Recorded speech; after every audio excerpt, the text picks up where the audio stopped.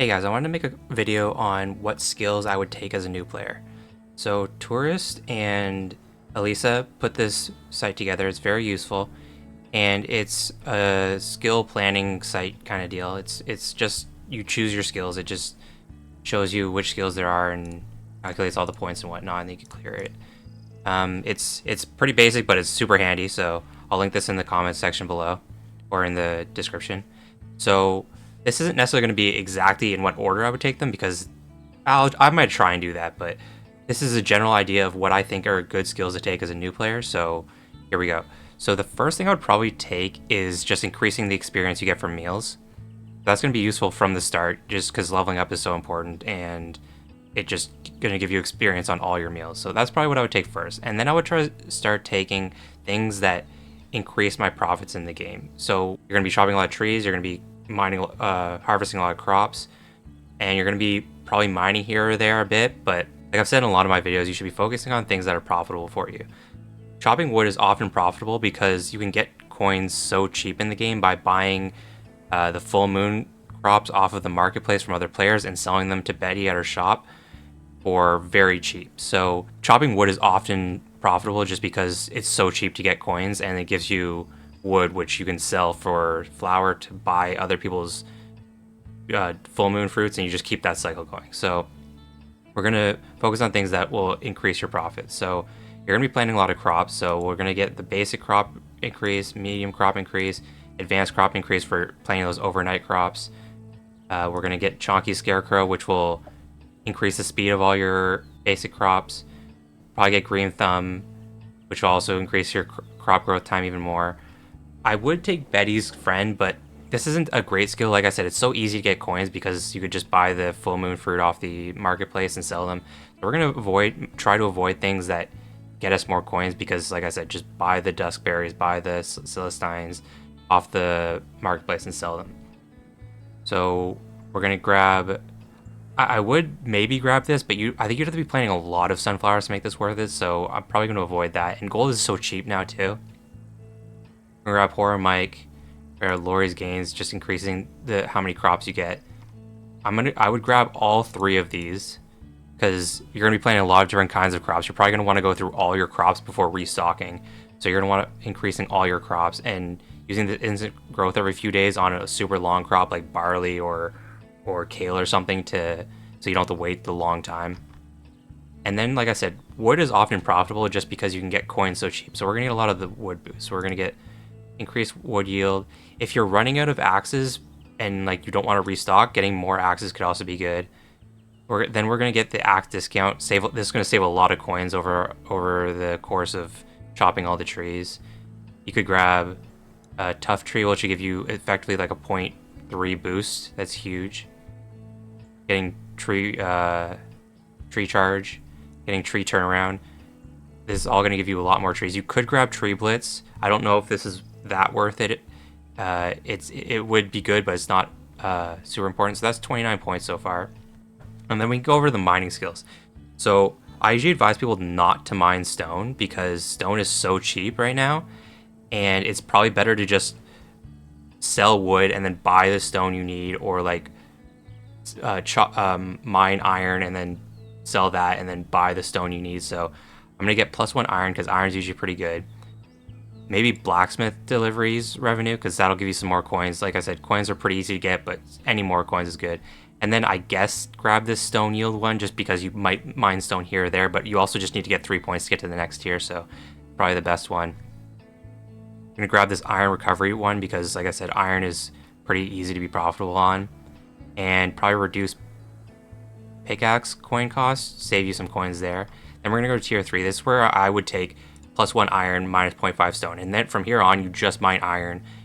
You forget about your stone. You sell the extra iron you get, and just buy stone with that.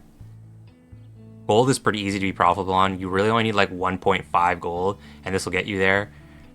Plus you get the 20% native one, so you're actually getting like 1.7 gold on average just from these. You could also grab the +1 crimstone yield on the 5th mine. This one's more optional because you aren't going to have a ton of crimstone mines early on, but the default amount for crimstone, you get 1 the first day, 1 the second day, 1 the third day, 1 the fourth day, and then 3 the third day, so this would make it 4 on the third day. And Crimstone you can get, so that would average out 1.4 on average per day, and this would make it 1.6 on average per day. And even just with that, you're profitable on Crimstone. But like I said, you aren't gonna have a ton of Crimstone early on, so this could be good or bad, but it's something to consider as well. And we can go back over to cooking and start grabbing some more good skills. Fire pit and kitchen cooking reduced time is super good. You'll be avoiding all the ones with oil, obviously, because you'll still be a new player. You won't have oil until you get to desert. Then you're going to get increased experience from meals in the deli. Everything that increases experience is just very good. Increased experience from the smoothie shack. This one, actually, I don't know if I would take it, but there's also nothing else that I think I would take. Maybe just increase food delivery revenue, just to get the 5 points to get up here, because it's only 1 point versus 2 points. Like the foods from the smoothie shack aren't very good, so I would probably mostly avoid this. I don't know how much you'll be delivering food for in the deliveries, but it's probably better than that, because you want to get up here so you can get double nom is very strong. This is essentially cutting the cooking time in half. If you aren't worried about the chores, this is an extremely strong skill. This skill is only bad if you have to do a certain chore and it tells you to cook something that you don't want to cook, but other than that, it's a very strong skill. Fiery Jackpot is also very good, so I would try and grab these. In the composter, if you have a composter, getting increased sprout mix is good. Getting increased fruitful blend, this will effectively give you unlimited fruitful blend. Getting +1 worm can be good this is only if you're using composters. If you don't have them unlocked yet, ignore this, but it's also very good because this premium worm is getting more rapid root. If you have the third composter, is extremely strong. I wouldn't take anything in fishing. Fishing is not in a good spot right now, and you probably just shouldn't be fishing. Fruit patch, these fruit are always profitable, but fruit aren't the best spot right now. Bees and flowers are very strong. They aren't going to make you a ton of profit, but they're always going to be profitable, and they're good to have. You can be gifting flowers and whatnot. So I would take flower reduced time, and I would take either one of these. If you have any sort of honey production speed, I would probably avoid this. This is only good if you have none. I would probably take the increased honey. Depending on what foods you're making, plus 10% experience from honey could be good. I would take the petaled perk. Getting more flowers is always helpful. It'll allow you to gift more flowers.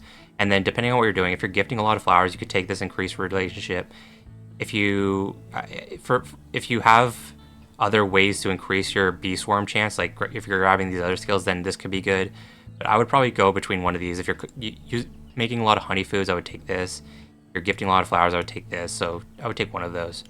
And then here I would take Petal Blessed and Flower Power, because this will help you get a ton more flowers. It's basically, if you plant a 5-day flower and then use this, it makes it instant. So it almost gives you a free 5-day flower every 4 days. So it's very strong. And then what else? Fruit patch, like I said, some of these skills are okay. They're not amazing. So if you could take the plus 1.1 fruit yield. If you have macaw, this effectively does the same thing. Like I said, a lot of these skills aren't amazing. This skill is okay if you don't want to use your axes on your fruit. So yeah, I would take like a couple of these. I wouldn't really get many of these unless, and once again, if you aren't doing deliveries, if you aren't doing chores, then grabbing like the specific lemon skills can be very good. The lemon and tomato skills, you can grab that, get reduced growth time, and then you can get some of these skills. But like I said, fruit skills aren't that great. I probably wouldn't take most of these. Greenhouse you'll be avoiding because this isn't until Desert Island. Machinery, same thing. Animals are often not the best. Like, you might be able to make a tiny bit of profit from chickens or cows, but you'd have to spend a lot of points for that, and I don't really know if it's worth it with other boosts. You can grab, like, if you do have chickens, like, this is a good skill. There's a few good skills here if you are focusing on animals, but as a new player, I would not focus on animals just because they're pretty expensive unless you get like a lot of skills, and then you can make like a bit of profit and you have some good NFTs. But that's basically it. That's 71 points. That's a lot of points for a new player. Like, after at this point, you basically aren't a new player. I would mostly focus on the tree skills, crop skills, cooking skills, and then bees and flowers can be good. Fruit patch can be good. Some of these mining skills are very strong, like the iron skill, these can be very strong. But yeah, those are the ones I would focus on as a new player. I'll link this in the description below. And yeah, have a good day, guys. Please consider subscribing to the channel if you haven't yet. It would help me out a lot. If you have any questions, leave them in the comment section below. Have a good day, guys.